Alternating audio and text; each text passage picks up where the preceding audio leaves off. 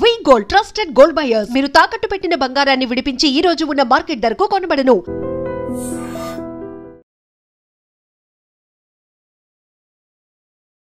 నమస్కారం, welcome to I dream. ధర్మ మార్గం విత్ విజిత కార్యక్రమానికి స్వాగతం.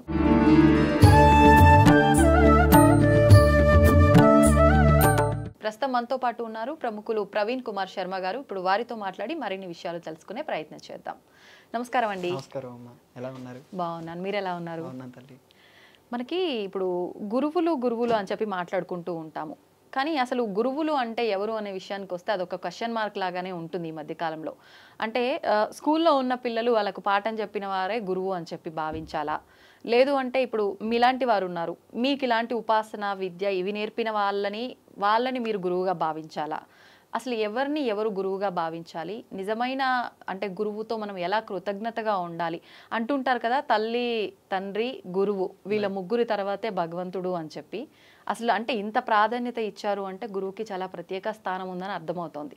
మనకి ఎట్లాగో ఇప్పుడు గురు పౌర్ణమి కూడా రాబోతుంది. మరి ఈ గురు పౌర్ణమి రోజు అసలు గురువు ఎవరో తెలిస్తేనే కదా మనం గురువుకి కృతజ్ఞత తెలుపుకునేది. ఆ విషయాలన్నీ కూడా తెలియజేయండి. తల్లి, గురువుల్లో రకాలు ఉన్నారు తల్లి. 3-4 టైపులుగా మనం డివైడ్ చేసుకోవాలి. ప్రథమంగా మొట్టమొదటి గురువు మన తల్లే, అందుకే మాతృదేవో భవ.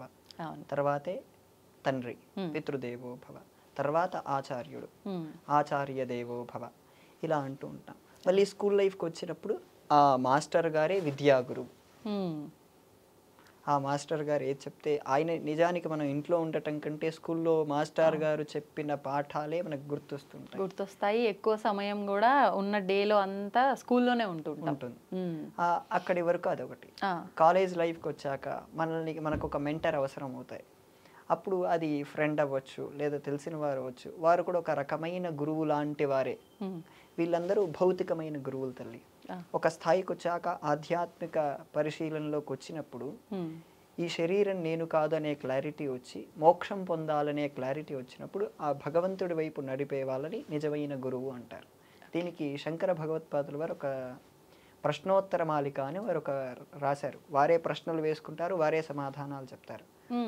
ఆయనకాయనే కో గురువు, ఎవరు గురువు? అధిగత తత్వ, తత్వాన్ని తెలుసుకున్నవాడే గురువు. అసలు ఏంటి తత్వం అంటే? ఇంకా ప్రశ్న. శిష్య హితాయ ఉద్యత సతతం, శిష్యుడి హితం గురించి నిరంతరం ఆలోచించేవారే గురువు. అసలు తత్వం అంటే ఏమిటంటే ఆత్మకే తత్వం అని మరొక పేరు తల్లి. అంటే మనని మనం తెలుసుకోవాలంటుంటారు కదా, అలా తెలుసుకోవటమే తత్వం. అది విచారణ అని రమణ మహర్షి చెప్తారు. నేనెవరు నువ్వెవరు తెలుసుకొని రమణ మహర్షి చెప్తారు. అలా మనల్ని మన వైపు మనం ఎవరో తెలుసుకునేటువంటి వాళ్ళని చేసే వాళ్ళనే గురువు అంటారు. వీళ్ళందరికీ మూలం వేదవ్యాస మహర్షి. అందులో వారికి పరంపర ఈ వేదవ్యాస మహర్షి గురువు కూడా వాల్మీకి మహర్షి. ఇన్స్పిరేషన్ రామాయణం రాసిన తర్వాతే కదా ఇవన్నీ వచ్చాయి. పురాణాలు అంతకు ముందు ఉన్నప్పటికీ మళ్ళీ వస్తూనే ఉన్నాయి. అలా ఈ ప్రత్యేకించి ఈ గురు పౌర్ణమిని మనం సెలబ్రేట్ చేసుకోవాలంటే ఈ విద్యా గురువుల్ని ఒక రకంగా పెట్టుకొని, మనకి జీవితంలో ఒక మార్గం మనల్ని మెట్లెక్కించిన వాళ్ళని ఒక రకంగా పెట్టుకొని పై స్థాయిగా దీన్ని లెవెల్స్ గా చూసుకోవాలి. మీరు పాఠశాలలో స్థాయిలో ఉన్నారా, పాఠశాలలో మీ గురువుని ఆయన్ని పూజించుకోండి. ఆయనలోనే మీరు వేదవ్యాస మహర్షిని పెట్టుకొని చూసుకోండి. మీరు మెంటర్ స్థాయిలో అవసరమైతే మీరు ఆయనలోనే వేదవ్యాస మహర్షిని చూసుకోండి. మీరు ఉన్నత స్థాయిలో ఉన్నప్పుడు ఉన్నతంగానే పరిశీలన చేయాలి. ఇంకా వేదవ్యాస మహర్షి గ్రంథాన్ని రాశారు, దాని పేరు గురుగీత అంటారు. ఆయన ఇంకా ఒక మాట ఏం చెప్తారంటే, తల్లి తండ్రి కంటే దైవం కంటే ఇంకా గొప్పవాడు గురువు అంటాడు. ఎందుకంటే తల్లి తండ్రి జన్మనిస్తారు, ఈయన ఇంకొక జన్మ లేకుండా చేస్తాడు. దైవమైనా మీకు కొంచెం ప్రార్థిస్తే లేదా చాలా తపస్సు చేస్తే అవకాశం వస్తుంది, కానీ గురువు క్షణం మీ పైన ఆయన అనుగ్రహం కరుణిస్తే అది మీకు మోక్షమే వస్తుంది, మీకు ఎప్పటికీ ఇంకా మరుజన్మ లేకుండా చేస్తారని చెప్పి ఆ వేదవ్యాస మహర్షే చెప్తారు. అంటే మనకు ఒక జ్ఞానాన్ని అందిస్తారు కాబట్టి మనం వెళ్ళాల్సిన మార్గం ఏంటో కరెక్ట్ గా గైడ్ చేస్తారు కాబట్టి ఇంకా అంతా బానే ఉంటుంది అలా మనం గనక వెళ్ళి ఉంటే అన్న ఉద్దేశంతో ఇలా చెప్పు ఉంటారేమో కదా. ఇప్పుడు అంటే మీరు అన్నట్టుగా తీసుకుంటే ఒక మెంటర్ అవసరం ఉన్న సమయంలో వారే మన గురువు. స్కూల్ విద్యార్థి సమయంలో ఉన్నప్పుడు మనకు పాఠాలు నేర్పిన వాళ్ళు గురువు. తల్లి తండ్రి కూడా మనకు ఒక గురువు స్థానంలోనే ఉన్నారు. స్పిరిచువల్ గా అంటే దేవుళ్ళ విషయానికి వచ్చిన మనకు జగద్గురువులు, పీఠాధిపతులు, పెద్ద పెద్ద మహానుభావులు ఎంతో మంది ఉన్నారు. వీళ్ళని మనం ఒక గురువుగా భావించి ఆ రోజు మనం ఆరాధన చేయాలి, కృతజ్ఞత తెలియజేయాలి అంటే ఎవరిని తీసుకోవచ్చు అంటారు? వేదవ్యాస మహర్షి. వేదవ్యాస మహర్షి. ఇప్పుడు దత్తాత్రేయుని కూడా అంటే గురువు స్థానంలో. ఇవన్నీ సంప్రదాయ భేదాలు. వీళ్ళ దీంట్లో ఒక శ్లోకం ఉంటుంది, నారాయణం పద్మభువం వశిష్ఠం శక్తించ తత్పుత్ర పరాశరంచ. ఇలా ఒక శ్లోకం వస్తుంది. మొట్టమొదటి గురువు నారాయణుడు, వారి అబ్బాయి పద్మభువుడు. పద్మభువుడు అంటే ఎవరండి? బ్రహ్మదేవుడు. అంటే నాభికవలంలో నుంచి వచ్చారు కాబట్టి. నారాయణం పద్మభువం వశిష్ఠం, బ్రహ్మదేవుడి కొడుకు వశిష్ఠుడు. శక్తించ అంటే ఈ వశిష్ఠ మహర్షి కొడుకు పేరు శక్తి మహర్షి. శక్తించ తత్పుత్ర పరాశరంచ, ఆయన కొడుకు పేరు పరాశరుడు. తత్పుత్ర పరాశరంచ వ్యాసం శుకం. తర్వాత వ్యాస మహర్షి, పరాశర మహర్షి అబ్బాయి వ్యాస మహర్షి. ఆ వ్యాస మహర్షి కొడుకే శుక మహర్షి. ఇదంతా ప్రతి ఒక్క సంప్రదాయంలో తేడా లేకుండా ప్రతి ఒక్కరు ఈ పద్ధతినే ఫాలో అవుతారు. ఇక్కడి వరకు ఎవరు మార్చుకోరు వాళ్ళ లీనేజ్ ని. ఆ తర్వాత వారు దత్త సంప్రదాయం అవ్వచ్చు, లేదా మీరు శాక్తేయ సంప్రదాయంలో వెళ్తే వాళ్ళకు దక్షిణామూర్తి మొదటి గురువు నుంచి వచ్చి ఇలా వాళ్ళకు మారుతూ ఉంటారు. ఎవరికైనా మొట్టమొదటి గురువు పరమాత్మే తల్లి. అంటే ఈ పరంపర స్టార్ట్ అవడానికి మూలం పరమాత్మయే. ఇందులోనే మరొక శ్లోకం ఉంది, సదాశివ సమారంభం శంకరాచార్య మధ్యమం అని. సదాశివుడి దగ్గర నుంచి మొదలుపెట్టి శంకరాచార్యుల వరకు వస్తారు.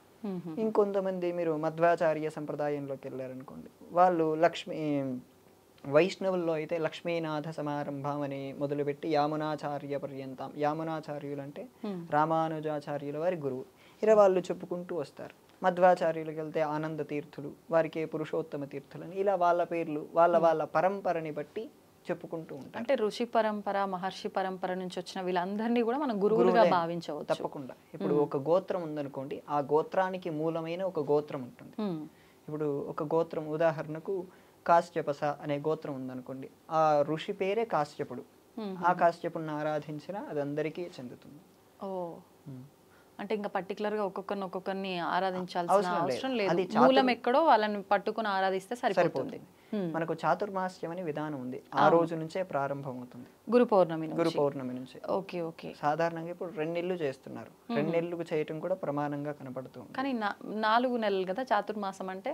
4 నెలలు చాతుర్మాస్యం. ఇప్పుడు అది మనం కూడా 4 నెలలు ఒక చోట ఉండటం సాధ్యమేనా ఇప్పటి పరిస్థితుల్లో? ఇప్పుడు సన్యాసులే ఎక్కువగా చేస్తున్నారు. మీరు ఎక్కడ చూసినా చాతుర్మాస్యం అంటే సన్యాసులు చేస్తున్నారనేదే వినపడుతుంది, సామాన్యులు చేస్తున్నారనేది వినపడదు. కానీ చాతుర్మాస్యం అందరూ చేసుకోవచ్చు, ఇర్రెస్పెక్టివ్ ఆఫ్ సన్యాసిస్ ఎవరైనా చేసుకోవచ్చు. ఓకే.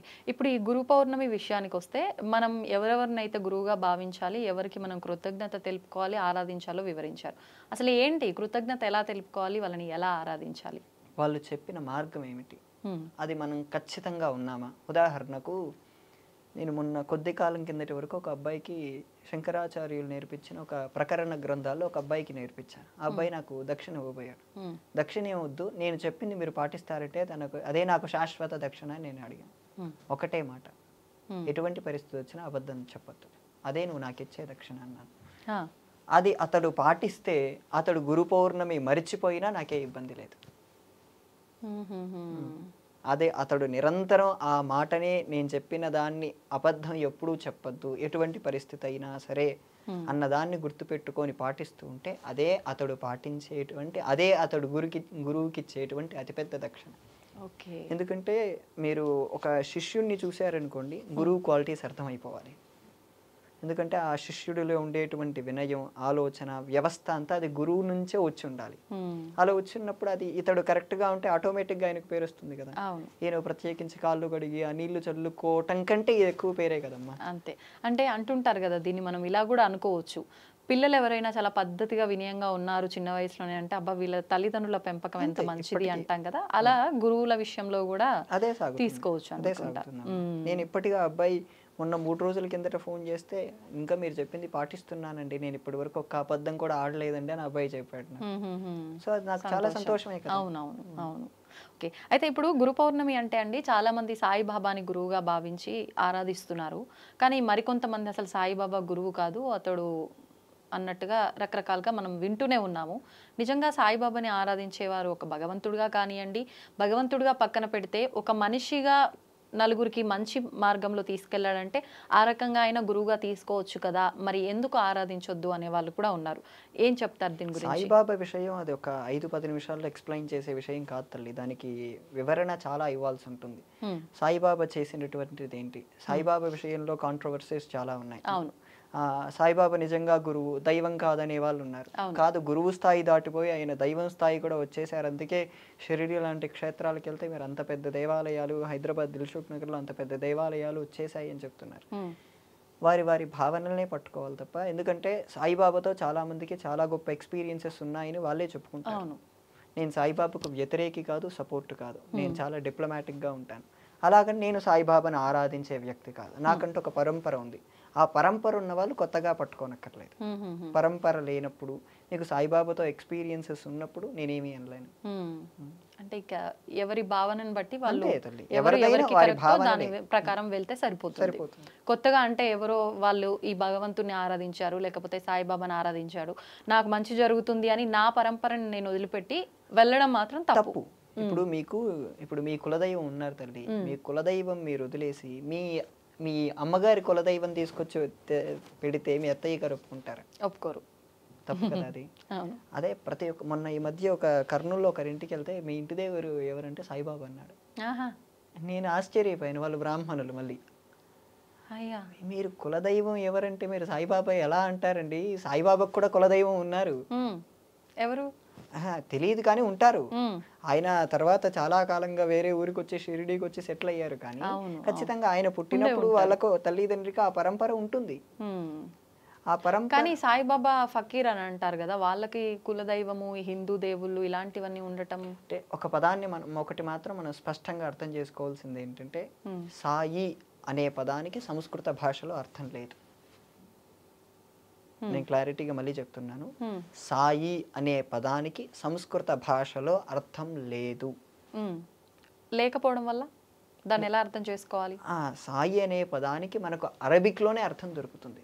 అరబిక్లో మీరు చెప్పిన అర్థం, ఆయన పేరు ఫకీర్ అనే అర్థం అరబిక్లో వస్తుంది. అరబిక్ భాషలో ఆయన్ని ఫకీర్ అంటారు. అంటే దాని ఉదాహరణగా తీసుకొని అందుకే ముస్లిం అనటం, లేదా ఆయన అందులో దాంట్లోనే పడుకోవటం, దర్గాలోనే పడుకోవటం, అల్లా అచ్చా కరేగా అని చాలా పదాలు వాడటం లాంటివి అక్కడి నుంచే చేశారు. అల్లానే మిమ్మల్ని బాగా జాగ్రత్తగా చూస్తాడని చేయటం కూడా అక్కడి నుంచే జరిగింది. అందుకే అంటే ఇలా కూడా అనుకోవచ్చు కదా, కొంతమంది ఇలా అనే వాళ్ళు కూడా ఉంటారు, హిందూ ముస్లిం ఇదంతా ఏం లేదు, ఒకప్పుడు అంతా హిందువులే, మధ్యలో ఈ మతాల మార్పిడి వల్ల ఇది ఒక జోనర్ ఏర్పడింది సపరేట్గా, అందుకని చెప్పి అప్పట్లో అంతా ఒకటే కాబట్టి ఆయన ఆ విధానాన్ని ఆచరించుంటాడేమో, ఆయన ఫకీర్ కాదు, ఏది కాదు, ఆయన మానవుడు మాత్రమే, ఇలా మాట్లాడేవాళ్ళు. మానవుడైతే ఇప్పుడు పూజ చేయటం ఎందుకు అప్పుడు? కరెక్ట్.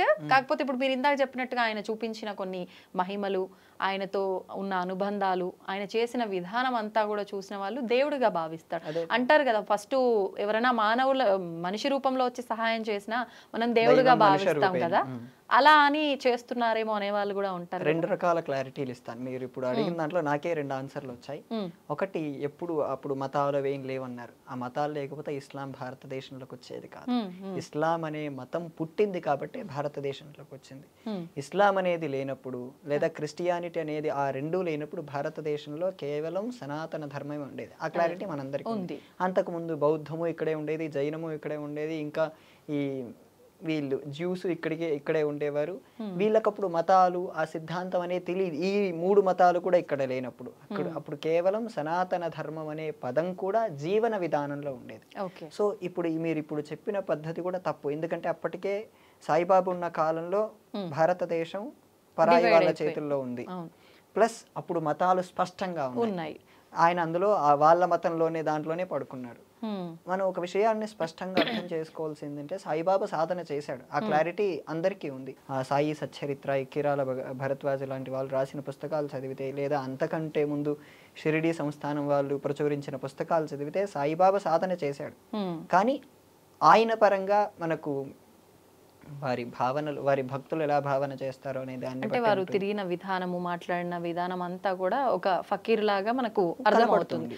మరి కొంతమంది బ్రాహ్మణుడు అని కూడా అంటారు కదా, మరి ఇది దేన్ని ఉద్దేశించి అని ఉంటారంటారు? అది నేను ఒక చోట విన్నాను.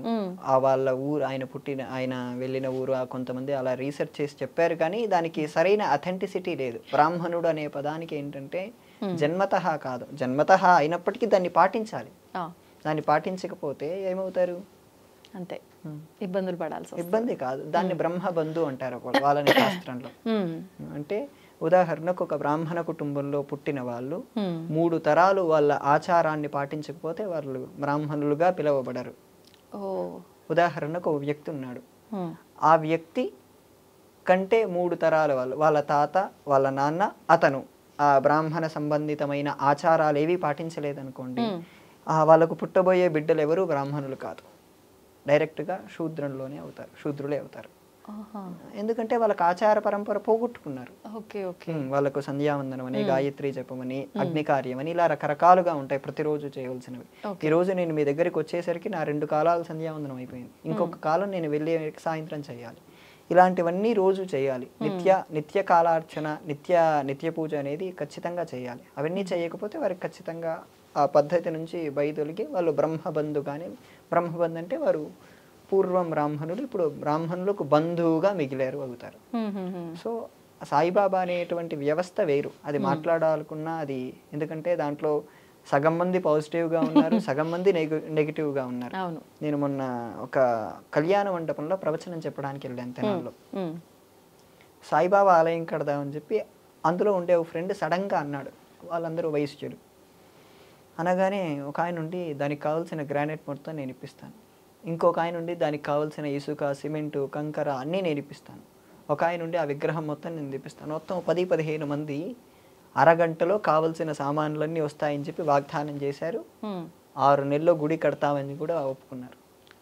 అంటే వ్యవస్థ అంత పెద్దగా ఉంది అక్కడ. నాకు తెలిసిన ఒక ఆయన గుడి కట్టడానికి 4 ఏళ్ల నుంచి ఇంకా పోరాడుతూనే ఉన్నారు శివాలయం కట్టడానికి. స్టిల్ ఆయన దగ్గర ఫండ్స్ తక్కువగానే ఉన్నాయి. ఎలా తీసుకోవచ్చు అంటారు దీని అంతటిని? మరి తీసుకోవాలండి, చాలా రకాలుగా తీసుకోవాలి. ఇప్పుడు అంటే 2 రకాల విధానాలు మీరు చెప్పారు, అంటే అసలు ఎలా తీసుకోవాలి? అంటే నిజంగా సాయిబాబా మహిమలు ఉన్నాయి కాబట్టి ఇలాంటి భక్తులు ఉన్నారు, అందుకే ఆయనకు తొందరగా అయిపోయింది అనుకోవాలా? లేకపోతే అసలు మంచిని తొందరగా గ్రహించలేరు కాబట్టి శివాలయానికి ఆయనకు ఫండ్స్ రావట్లేవు అనుకోవాలా? ఎలా తీసుకోవచ్చు అంటారు? దీన్ని 3-4 రకాలుగా తీసుకోవాలి, 2 రకాలనే కాదు. నిజంగా సాయిబాబా సాధన చేశాడు తల్లి. సాధన చేయకపోతే ఇంతమందిని అట్రాక్ట్ చేయకపోవటం అనేది కాదు. ఎందుకంటే కొన్ని కోట్ల మంది, ఈవెన్ చాలా మంది నాకు తెలిసిన బిలీనియర్స్ కూడా సాయిబాబాని పూజిస్తారు. ఎందుకంటే వాళ్ళు చెప్తున్నారు మాకు సాయిబాబా వల్ల మహిమలు కలిగాయని అని చెప్తున్నారు. నేను వాటిని తప్పు పట్టలేను, ఎందుకంటే 90% తప్పు అయి ఉండొచ్చు, కానీ 1% అయినా కరెక్ట్ అయి ఉండొచ్చు కదా. ఆ 1% పట్టుకొని మనం ముందుకెళ్తూ ఉండాలి. ఇంకా ఈ శివాలయానికి ఫండ్స్ రాకపోవటం అంటే ఈ భక్తులు అంత తొందరగా సాయిబాబాకు అట్రాక్ట్ అయినంతగా దీనికి అట్రాక్ట్ అవ్వట్లేదు. కారణం ఏంటంటే నేను ఒకసారి ఇక్కడే దిల్సుఖ్ నగర్ సాయిబాబా గుడి ఆలయాన్ని చూస్తే 90% యూతే ఉన్నారు ఆ గుళ్ళో. ఎందుకు? అక్కడ ఇంకొకటి కూడా జరుగుతుంది దానివల్ల, అక్కడ లవ్ మ్యారేజెస్ ఎక్కువ జరుగుతాయి. అవునా? అక్కడ ఈ ప్రత్యేకించి యువతే వస్తారంటే, ఉదాహరణకు ఒక 70% మంది అమ్మాయిలు వచ్చారనుకోండి, ఖచ్చితంగా 80% మంది అబ్బాయిలు ఉంటారు కదా వాళ్ళని చూడటానికి. సో ఆ కారణాలు అక్కడ బాగా ఎక్కువగా జరుగుతున్నాయి నేను చూసిన దాని పరంగా. అంటే భక్తి లేదు, భక్తి లేదు అక్కడ. ఇలాంటి వాటి వల్ల కూడా అట్రాక్ట్ అవ్వడం, సైడ్ అట్రాక్షన్ అక్కడ ఎక్కువగా జరుగుతుంది. ప్లస్ పేరు చాలా ఫేమస్ అయింది, 2 అక్షరాలు. ఓకే, 2 అక్షరాలు. అందులో సాయిబాబాకి ఏంటంటే, నేను ఒక ఆవిడని అడిగాను, ఆవిడ 7 గురువారాల వ్రతం అని చెప్పి చేసుకుంటుంది సాయిబాబాకి. సాయిబాబా ఏం చెప్పలేదు, కానీ వీళ్ళు పెట్టుకున్నారు ఇవన్నీ. ఎందుకు చేసుకుంటారంటే నేను 7 గురువారాల వ్రతం చేస్తుంటే నాకు బాగా కలిసి వచ్చిందండి, అందుకు నేను చేస్తుంటాను అందులో నేను వేరే వరలక్ష్మి వ్రతం లేదా మిగతా వ్రతాలు చేసుకోవాలంటే నాకు నియమాలు బాగా ఎక్కువ. కానీ సాయిబాబా అనుకోండి నియమం ఏమి ఉండదు, ముట్టుకోవచ్చు అనే క్లారిటీతో చేస్తున్నారు. అందులో ఒక చాలా పెద్ద తప్పు సాయిబాబా గుళ్ళలో చేస్తున్నారు. ఏంటండి? సాయిబాబా ఇలా కాలు పైన కాలు వేసుకొని కూర్చుంటాడు కదా, అవును. ఆయన పైన తలపై నుంచి పాలు పోస్తే ఈయన కాళ్ళ ద్వారా ఆ పాదాల కింద శివలింగం పెట్టుంటారు. అన్ని గుళ్ళల్లో కాదు, చాలా తక్కువ గుళ్ళలో, బట్ నేను చూశాను అది. Okay okay. అక్కడ ఆయన పాదాల కింద శివలింగం ఉంటుంది. ఈ పాదాల ద్వారా వచ్చే పాలు శివలింగం మీద పడాలన్న ఉద్దేశంలో కొంతమంది ఏర్పాటు చేశారు. దీన్ని ఏమనాలి? కొంతమంది స్పష్టంగా సాయిబాబా వెనుక అల్లా అచ్చా కరేగా అని రాశారు. ఏమనాలి? మొన్న కొద్ది కాలం కిందట అయోధ్య రామ మందిరం కడుతుంటే ప్రతి దేవాలయం వారికి తోచినంతగా డబ్బులు ఇస్తే అత్యంత సంపన్నమైన ఈ షిరిడీ సంస్థానం ₹1 కూడా డొనేషన్ ఇవ్వలేదు. ఏమనాలి? హిందువుల ద్వారే బ్రతుకుతున్న వీళ్ళు హిందువుల్ని మోసం చేయడానికి తీసుకెళ్తున్నారు. అంటే ఒక రకంగా సెక్యులర్గా తీసుకెళ్తున్నావనే భావనలో మనల్ని ముస్లింలుగా మారుస్తున్నారు సాయిబాబా విషయంలో ప్రత్యేకించి. ఓకే. సో వాళ్ళకి ఇండైరెక్ట్గా ఆ గ్రంథాల్లో సాయిబాబా కొన్ని చోట అల్లా అచ్చా కరేగా పదాలు స్పష్టంగా మాట్లాడినట్టు సాయి సచ్చరిత్రలోనే ఉన్నాయి.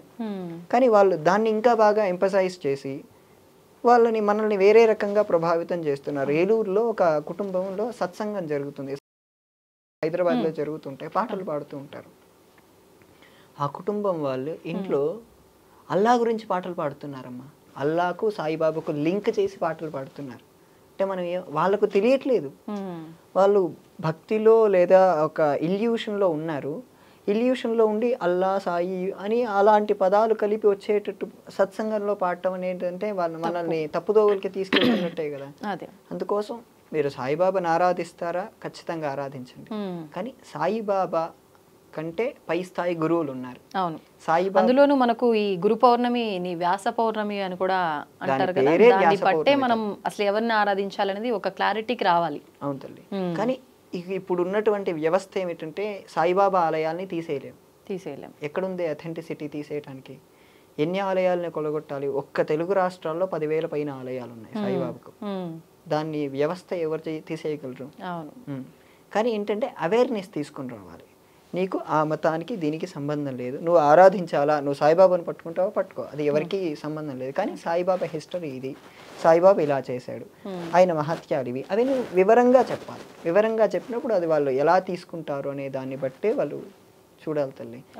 అందులో ప్రత్యేకించి ఈ సాయిబాబా పౌర్ణమి అయిపోయింది, గురు పౌర్ణమి. అవును అవును.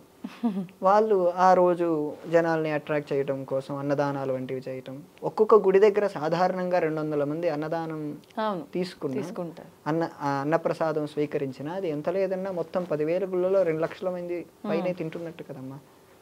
సో వ్యవస్థని ప్రస్తుత పరిస్థితుల రీత్యా తీసేయలేము సాయిబాబా వ్యవస్థని, కానీ అవగాహన మాత్రం తీసుకుని రాగలరు. వాస్తవం ఇది మాత్రం.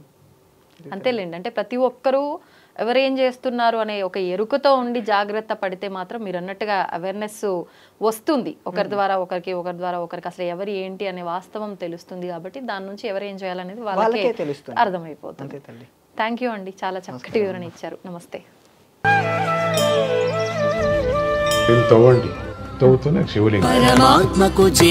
సరే దాన్ని అట్లా కప్పేసేయండి, చూపించదండి. మూర్తి పూజ కాదు, సాక్షాత్ బ్రజేంద్ర నందన భగవాన్ ఉన్నారు మూర్తిలో. ఏమీ ఆశించకుండా ఆరాధించే వాళ్ళు కూడా ఉన్నారా ప్రభుజీ? నిజమైన భక్తి అంటే మనకు తెలియదు కాబట్టి